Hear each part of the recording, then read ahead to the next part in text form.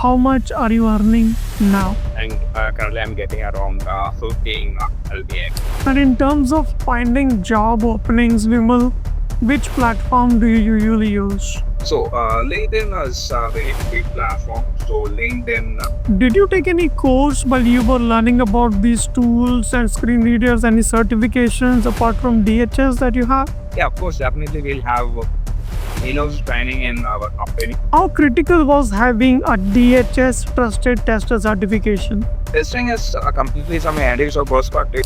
How important is having CPACC or WS certification? In a level, we don't need the certifications, but Do you know how much a web accessibility tester makes? Or what role does a DHS certification plays in getting hired? Today's guest walks us through his full journey from his first project to landing to the first job, and how DHS certification played a critical role in getting hired. If you're thinking about switching careers or starting in accessibility, this episode is for you. Welcome to Access Unlocked, where we talk to real people making digital spaces more inclusive. I'm your host, Param Singh, and today I'm joined by a dear friend and one of the most meticulous accessibility tester that I know, Vimal Ramados. Vimal has been in the accessibility space for over 5 years. He's got wisdom, stories, and even a Spotify channel called Live for Peace, where he helps people chase excellence with confidence.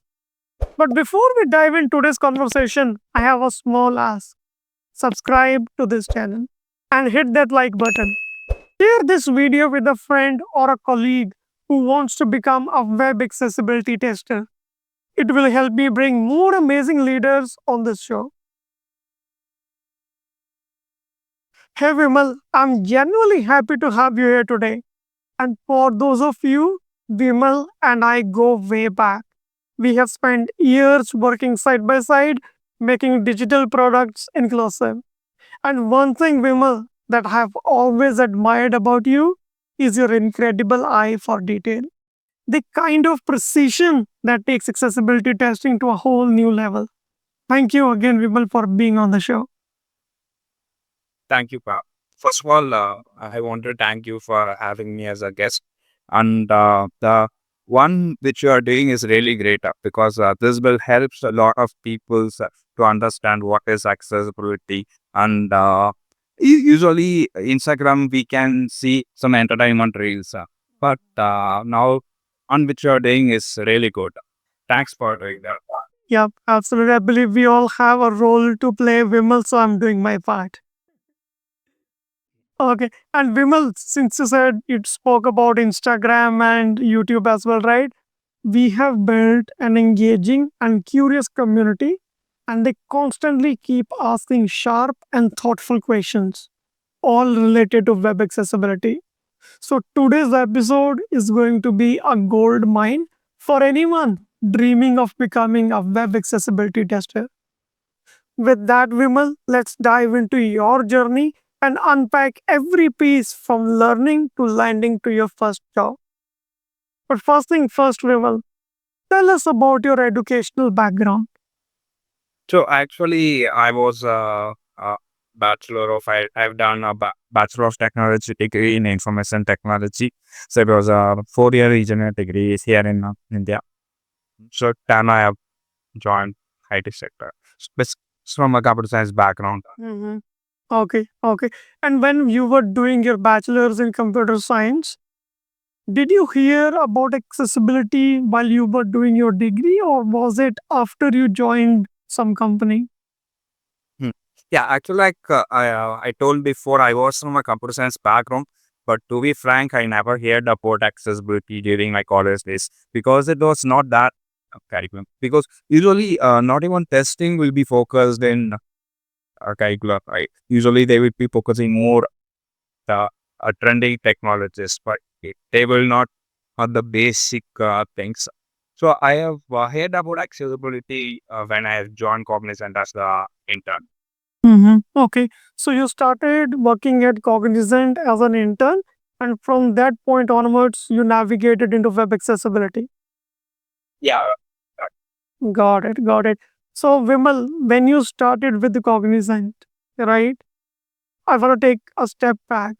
How did you land your first job as an intern with Cognizant? So yeah, so definitely first job is always special, right? So we have a lot of expectations and a lot of dreams, right? Actually, I have interest in web development, front end technology. So that was my area of interest. But when I joined Cognizant, they put me in testing domain, and I was trained on the performance testing initially. I came to put accessibility. At the initial days, I thought, okay, it was just a testing. It is just like one and thing which is available in the market. But later only, I came to know that this is not just a testing, it is thing beyond that. Right, right. I believe that's the story of every developer or every engineer coming out of college, joining a company. That company decides your fate, right? Whether you will be a front end developer versus an accessibility tester or a tester in general, right? But when you started working into the accessibility domain, Vimal, what was that aha moment or wow moment which said, okay, Vimal, you can continue into this and take this seriously? Okay. So at the initial phase of my career, I thought, okay, this is the WCAG everything, and this will just going to be like a checklist whether I need to put pause or fail.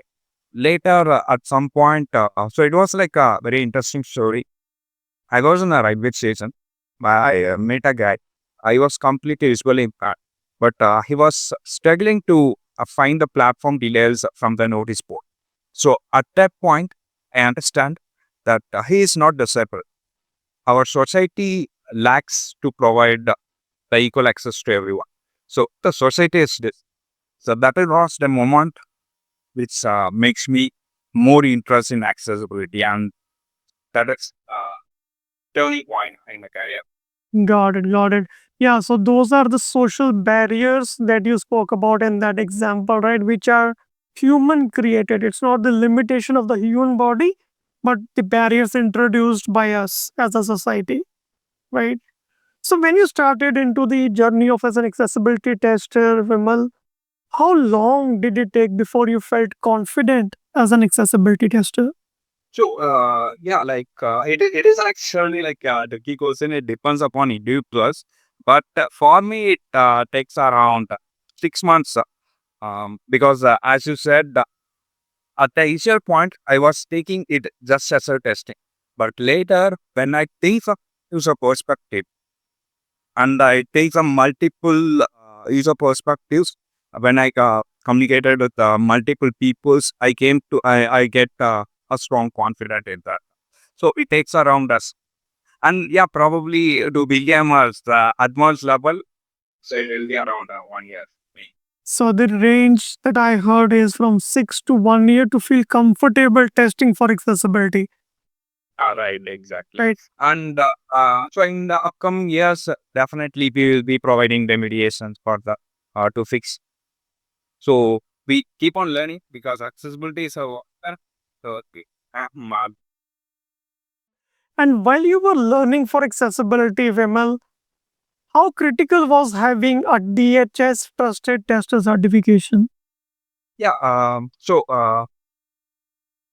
Testing is completely from an end user perspective, but for job switches and our career growth, definitely we need some professional certification to prove ourselves as what the tester, right? So for that, definitely the DHS Trusted Tester.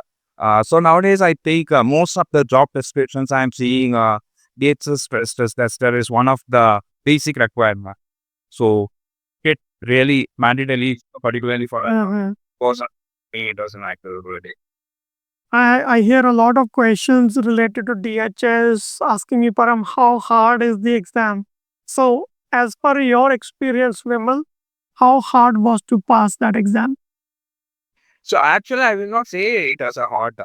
So if people is directly taking the exam without any reading any of the course documentation, definitely it will be hard. But the one who in from the scratch by completing all the course documentations, the roading means definitely it will be easy for them. Yeah. Any pro tips, Vimal, that you want to share? The one would be to go over all the content that they have provided. Anything else while they are taking notes?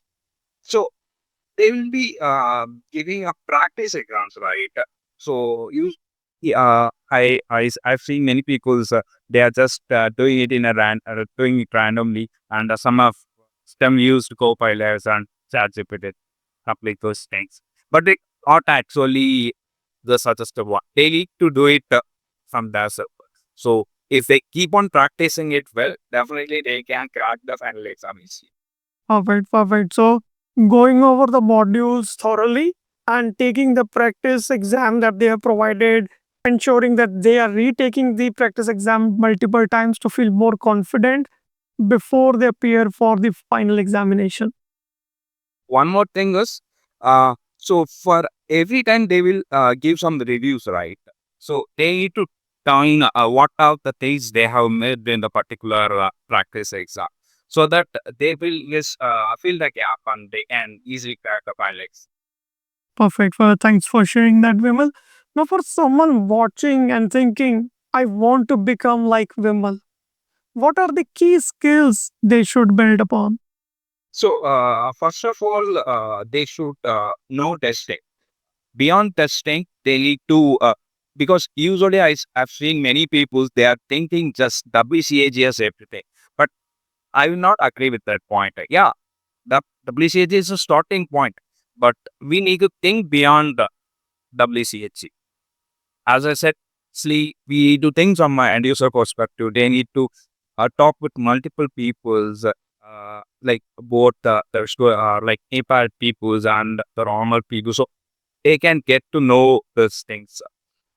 So this is how they can get well versed in testing. And of course, testing is not only important. We need to focus on fixing the issues, right? The remediations, the OIA concepts, HTML, CSS, and JavaScript. So nowadays, most of the applications was built with JavaScript frameworks like React. Need to focus on those areas as well. Okay, got it. So that's a very Yeah. So they will not cover everything in a single way. It will be like different phase. Phase one, they well versed in testing. Phase two, they need to focus on remediation, the basic level remediation. Some phase they need advanced level remediations. got it, got it. There is one interesting point that you touch upon in your answer for that section, Vimal, is not to think from VCAG standpoint only. You have to think through the entire user experience that you want to provide to your end users, right? If you are fixing for accessibility, that's good, but you have to go beyond that. You have to see what works well for mass audience, right? Mm. That's really insightful, Vimal. In terms of what tools do you use on everyday basis, Vimal? Are there any certain set of tools that are go to for you? Yeah, we usually have screen reader tools like NVDA and JAWS. And apart from that, we have automation plugins like Axe, Wave, and Level Access. So these are the common tools I've used. And apart from that, we'll be using our browser and OS level zoom settings. And we have number of accessibility testings like texting versus color contrast. So those things will.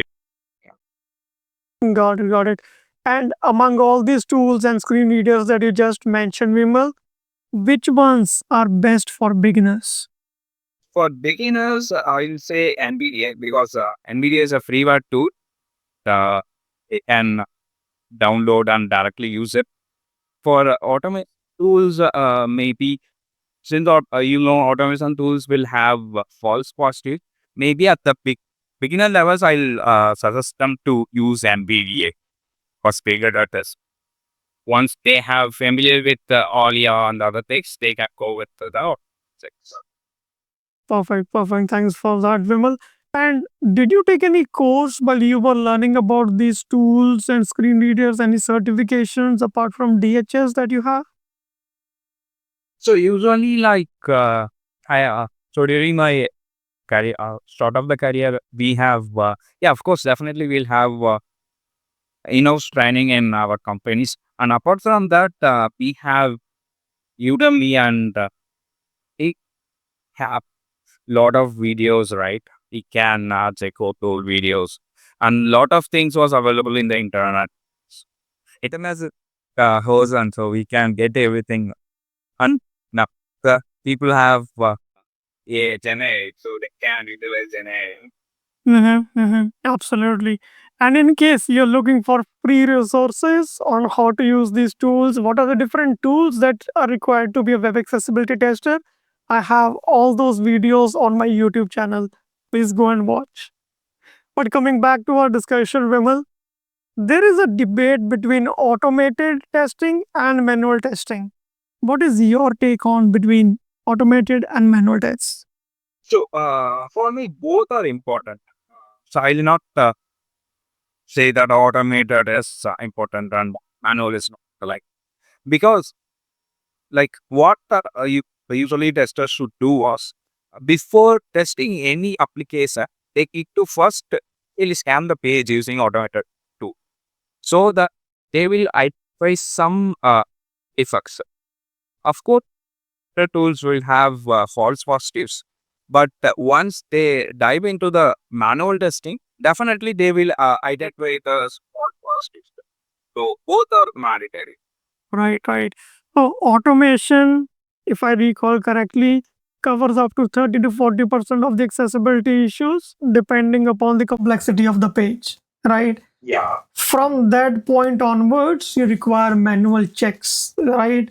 Because an automated plugin will say image or text is missing or not. But what about the quality of that alt text? Is it good enough? Right? That's where we need manual testers like you to test for accessibility. Now, Vimal, as we all know, every career shift comes with tough moments, right? So, what was the biggest challenge you faced early on in your career? So usually the challenges is people will not understand accessibility as a requirement. Everyone think accessibility as a add-on.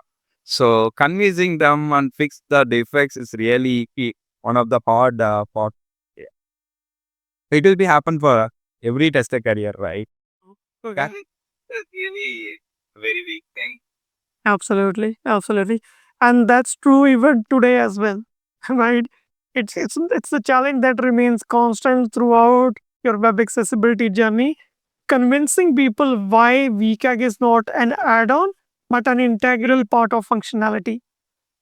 To simply put in words, right? Think about a person who is dependent on a screen reader. For them, having alt text is the basic functionality, not an additional add-on feature, right? So, while you were going through this journey of accessibility, Vimal, did you had any mentors or role models who supported you through this journey? Yeah, so I have some of my leads who acted as my mentor, and apart from that, so there was one person who was completely visually impaired. So he was the one who gave the initial training for me. So he was a very big inspiration for me. Yeah, of course you are, because when we work together, you teach me a lot. Mhm. Yeah, yeah. I recall our days when we used to debug those issues together, Vimal. It was fun, right? So let me ask you the question that all our viewers are waiting for. What was your salary when you started as a web accessibility tester? So it is the base salary in across the industry. So it is from the 3.5 to 4.5 lakhs. We all at that time joined the industry. I think it was around 2020. Mm. Got it. Yep, yep. I believe that's what big multinational companies in India gives as a base salary, right? But after 4.5 years of your experience, Vimal, with niche that you have taken, web accessibility, how much are you earning now? So it is like just multiply it by 3. So, and currently I'm getting around 15 LPA. So with 5 years of experience, to be on the safer side, working as a web accessibility tester, you're making 15,000, sorry, you're making 15 lakh per annum, right? Yeah. And in that journey, Vimal, did you change any other company or that was the only switch that you made? Yeah, I have made only one switch. Okay. First, what will visit have to king it as two. Got it. Got it. Yeah. Yeah, that's a good number, I would say, with 5 years of experience into web accessibility and making 14 lakhs per annum is the good amount after that many years of experience, right? Let's talk about your day to day. What you as an accessibility tester do on daily basis, Vimal. Walk us through that day. Okay. So usually, like first of all, definitely we'll first every day once we log in into our system, we will check our daily task, see if there's or any stories have been assigned to us. So then we'll list those pages and identify the effects. Then we will do the reporting part, and of course we'll have different paging call with that. And we need to connect with other stakeholders too. As I told that before, so we need to convince lot of people to implement accessibility. Like we need to collaborate with all the Think- stakeholders. Yep, yeah. So that's an interesting point that you touch upon, that you work in collaboration with developers and designers, right? You're not working as a solo tester. Yeah, right. Okay. And how much of your day is divided? Like, how much time do you invest in testing versus documentation? So usually it will be like 60% we'll be doing testing work. The remaining percentage we need to document, because documentation is more important, right? Because creating a defect is like, so we need to spend more time to read up properly, Yeah. so that everyone understands it. Right, right. So, majority, like 60 to 70% of your time is doing the actual work. And then you're working on reporting bugs, providing reports to your senior leadership. Yeah, right. And in terms of staying updated with what's happening in the accessibility space, any accessibility laws comes into place. So how do you keep updated with all those stuff?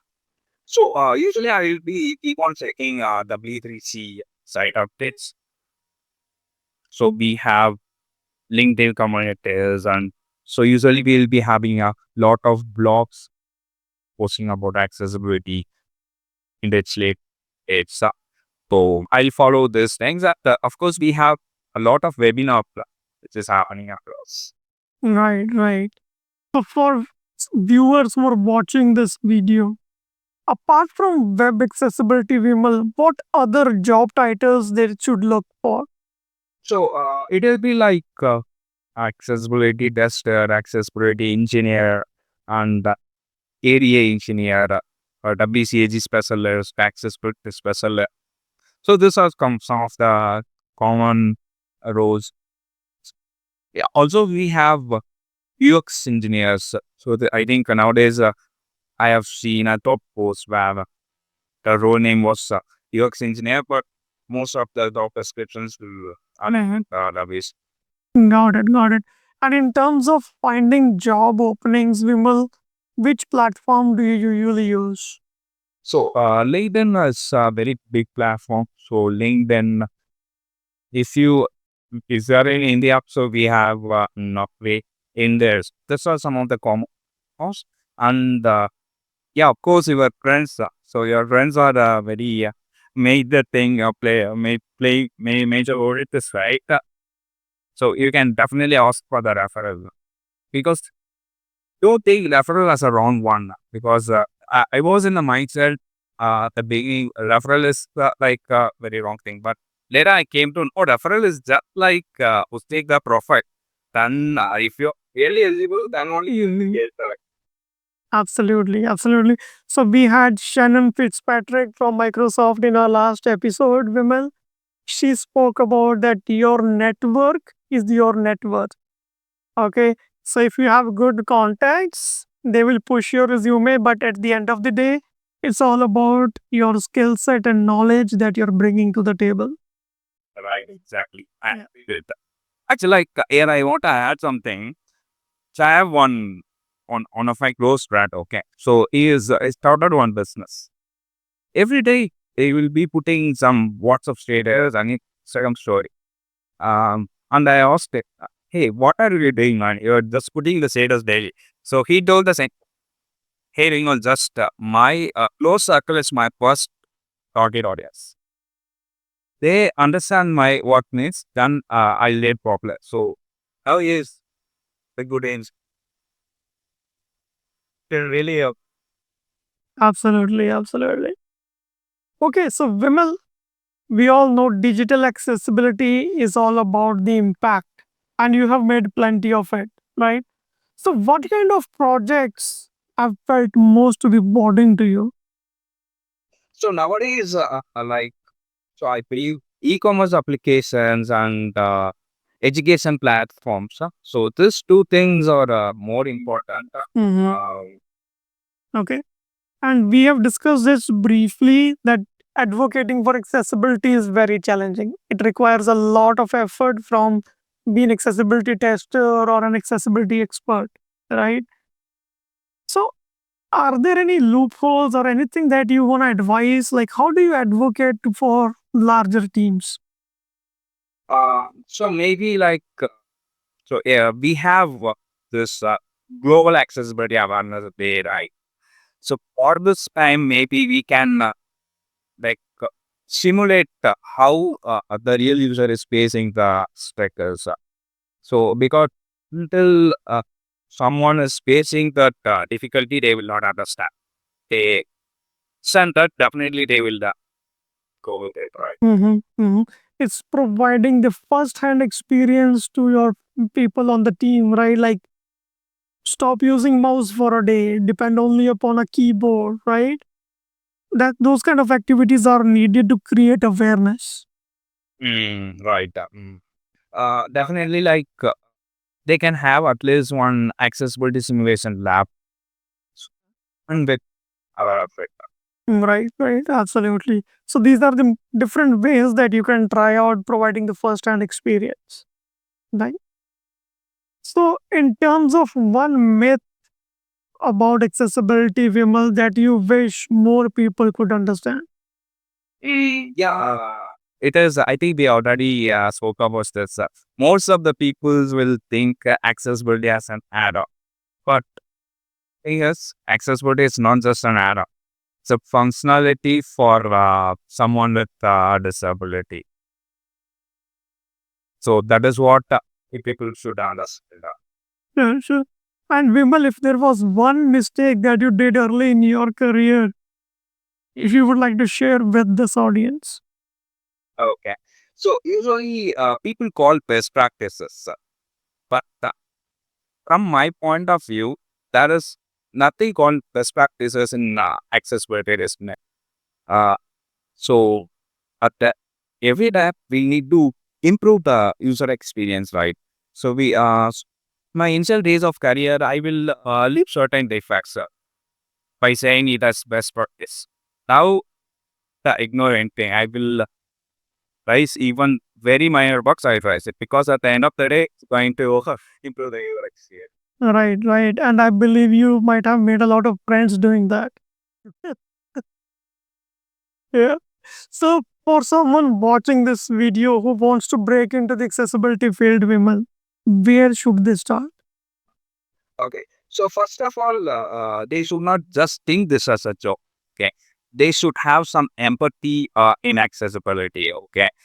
So as I said previously, they to understand the real user impacts. They have really very good interest in accessibility. Then they can dive into the accessibility. So at the initial phase, as I said previously, it will be like different phase. At phase one, they need to understand the testing and do some basic level testing. They can take any online applications, like lot of applications was there, right? They can take any applications and do the testing and do the reporting. They can have chat GPT or Copilot as their narrator, and they can give their to that and validate themselves. So this is what the first phase. Then they can like learn HTML, CSS, and JavaScript for the revisions, and of course the audio is also a very key thing. And finally, they can learn the Atmos level revision. Absolutely. Successfully. Yeah, I believe that's how they should start, right? Understanding, first of all, what digital accessibility is all about, right? You use the word empathy, and that's very important to understand another person's perspective and see how you can add value to remove those barriers that we have created, right? And then switching, learning about basics of HTML, JavaScript, learning about ARIA attributes, and then advanced skills, right? You mentioned about practicing about accessibility testing, and that's what I would advise to all of you who wants to be an accessibility tester. Take one page on daily basis. Test it using automated plugins. Then switch to your manual testing. Then turn on your screen reader testing. This will help you build muscle memory. Okay. So if you know about your VCAG success criteria, practicing on a page every day will make you an exceptional web accessibility tester. Now, coming back to you, Vimal, how important is having CPACC or WS certification? Because I've seen a lot of job postings asking about these two certifications. So at the beginner level, we don't need the certifications, but once we are moving into the senior level, so at that time we need CPAC and WAS certification. So that so pursuing I be make so we have posted a lot of videos about that will be cool to me. So Absolutely. And you very well said it's only for advanced who have advanced in the career of web accessibility. It requires how you can use that learning from those certifications and implement the solutions at the company wide or enterprise level. all right. So, we will let me ask you this thing. What's your dream project? So my dream project is like one application that should be accessible across all the people in the US. I mean, sorry, all the people in the globe. So to work in that very big project. So that is my dream. Let's say we have Outlook. These things are commonly used by everyone, right? Yes. So I wanted to work in this big platform. Vimal, at the beginning of this session or this podcast, I mentioned you happen to have a Spotify channel that's Live for Pace. So, do you want to tell our audience what do you do there? So apart from our professional career, definitely you should have some passion, right? So that is how I started. Okay. So 2 years before, I was in peak of my work pressure. So at that time, I was sitting in front of my laptop even on weekends. So at that, I found that okay, I'm losing myself. I need something a reading method. That is how I thought, and I found myself back. And I don't know, I'm a very good podcaster or not, whether you will like my voice, but yeah, it is giving me some personal challenges. This Yep, very well said, Vimal. Everyone should have a side project, a passion project, I would say, that gives them that peace, right? Because Monday to Friday, we are all working, we have day jobs, right? The entire day is consumed with office work. Weekends is something like we are doing right now. We are recording on a weekend. We can invest in what we love to do, what we are passionate about, right?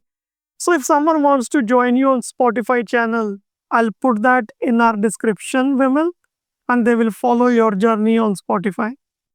Yeah, thank you. Thank Of course. Again, thank you so much, Vimal, for sharing your heart and your journey with us. And I believe this is a gold for someone who wants to get into web accessibility testing. Yeah, thanks for inviting me as a guest. Thanks. I wish you all the best with your career, Vimal. Yeah. Yeah. Also, if this conversation lit a spark in you, don't let it fade. Start learning, start testing, and start asking questions. Because this field needs people like you, people who care. Subscribe and share this with someone thinking of switching career. And tell us in the comments what's your biggest takeaway from today's episode. And as always, keep building a web that works for everyone. Until next time, I'm Param Singh, and this was Access Unlocked.